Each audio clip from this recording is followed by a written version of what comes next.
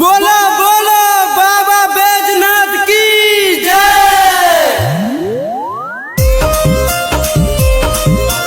माई बाबूजी माई बाबूजी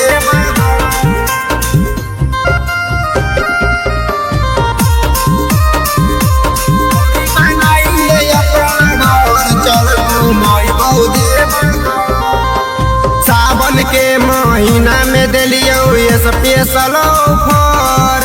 सावन के महीना में दिलियो स्पेशल ऑफर। छौरी बनाई ले अपन लवर, चल घूमई बहुदे बगर। छौरी बनाई ले अपन लवर, चल घूमई बहुदे बगर।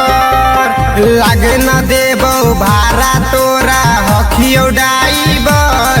हे गे लागे न देबो भाड़ा तोरा हखियो ड्राइवर। छौरी बनाई ले अपन लवर, चल घूमई बहुदे बगर। छौरी बनाई ले अपन लवर, चल घूमई बहुदे बगर।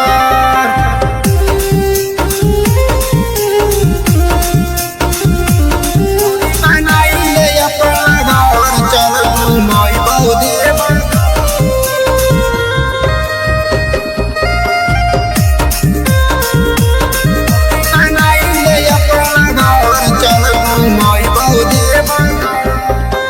देवघर के कोना कोना घुमैबो, साक्षात बाबा के दर्शन करैबो। टेंशन मत लिए करे जा, चाट चौमिन सबे खियाइबो। चौमिन सबे खियाइबो। देवघर के कोना कोना घुमैबो, साक्षात बाबा के दर्शन करैबो। टेंशन मत लिए करे जा, चाट चौमिन सबे खिलाइबो। हमारा संगे उठा ले छौरी बाबा के कामर। हमारा संगे उठा ले छौरी बाबा के कामर। छौरी बनाई ले अपन लवर, चल घूमई बहुदे बगर। छौरी बनाई ले अपन लवर, चल घूमई बहुदे बगर।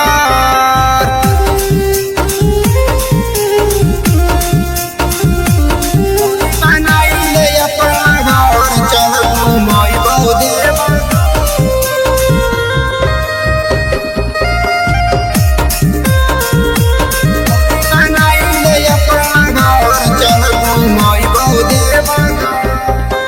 सबे कमरिया से लागही खास गे, अंशु पंकज पे कर विश्वास गे। हमरा बनाइले तू जीवन साथी, पूरा हो जइतो सुन तोर तलाश गे।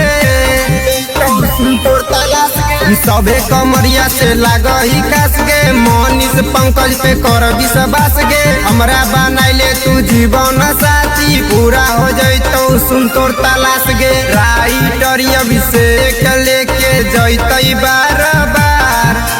राइटर अभिषेक लेके जइतई बार बार। छौरी बनाई ले अपन लवर, चल घूमई बहुदे बगर।